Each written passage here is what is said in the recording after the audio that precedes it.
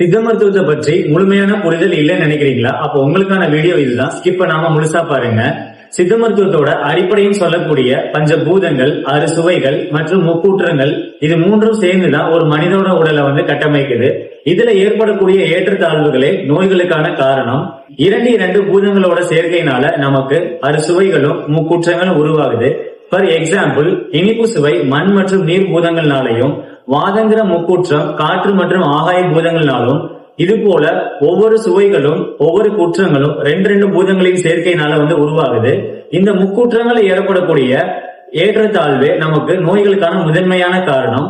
இந்த நோய்களை சரி பண்றதுக்கு அறுசுவைகளாலான உணவுகளையோ அல்லது மூலிகை மருந்துகளையோ நாம எடுத்துக்கிறப்போ நமக்கு முக்குற்றங்கள் சொல்லக்கூடிய வாத பித்த கபம் மூன்றும் சீராக்கப்பட்டு பஞ்சபூதங்களும் சமநிலை அடைகிறனால நமக்கு நோய் நீங்குது. சித்த மருத்துவத்தை பற்றி சரியான புரிதல் இல்லை அப்படிங்கிற உங்க ஃப்ரெண்டுக்கு இந்த வீடியோவை ஷேர் பண்ண மறந்துடாதீங்க. தேங்க்யூ.